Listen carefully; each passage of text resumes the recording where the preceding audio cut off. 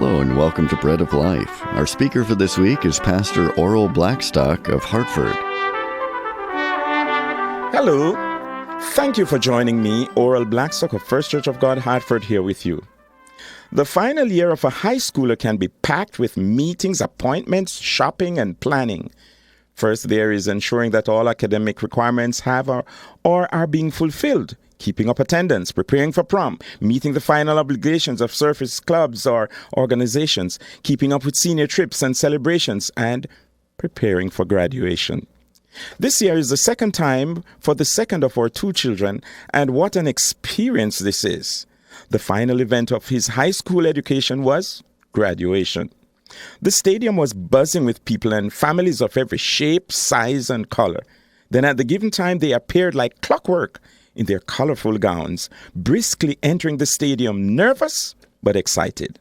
It is amazing how a parent can quickly identify a child in the moving mass of several hundred graduates. Once located, that parent follows that kid for the rest of the occasion until he or she walks across the stage to receive his or her diploma. As you might imagine, this year our second of two children successfully meandered high school, now hang up his graduation gown and fastens his seatbelt for the next flight. Talking about graduation gowns, did you know that wearing gowns at graduation began as far back as the 12th century? In my brief research, I discovered that universities then did not have a sufficient heating system. Their scholars were forced to keep themselves warm during the ceremonies. As a result, graduates started wearing long robes with hoods to keep them warm during the ceremonies. In Revelation 7:13-14, it reads, "Then one of the elders asked me, 'These in white robes, who are they? And where did they come from?' I answered, 'Sir, you know.' And he said, 'These are they who have come out of great tribulation. They have washed their robes and made them white in the blood of the Lamb.'" John portrays the end of time when God's children will be robed like a graduation. It is interesting that their robes are not colorful as the high schoolers or the lecturers, but simply white. John's response to the elders reveals that the elder was fully aware of the graduating class in white. The elder's response uncovers the intense challenge that God's people must endure before they are robed. There are two parts to the elder's response. One, these are they who have come out of great tribulation. Everyone graduating from an institution must meet the requirements in order to graduate.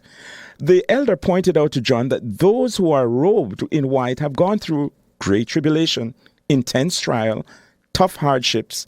This reminds me of a common phrase that we often use: no pain, you're right, no gain.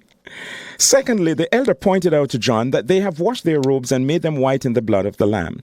They have obtained the pardon and purity through the blood of the Lamb, as stated by Adam Clarke. It is not the blood of martyrs, but the blood of the Lamb that can wash away sin and make the soul pure and clean in the sight of God. Other blood stains. This is the only blood that makes the robes of the saint white and clean.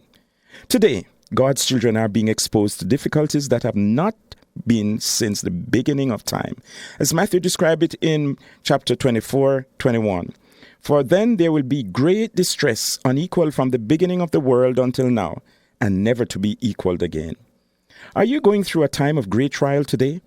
Do your best, because graduation day is coming, when you will hear your name called and walk across heaven's stage to hear, "Well done, good and faithful servant."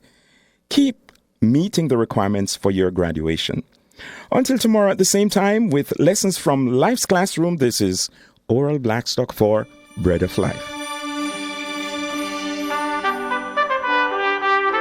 You've been listening to Pastor Oral Blackstock of Hartford, and this has been Bread of Life, a program to encourage you from God's Word.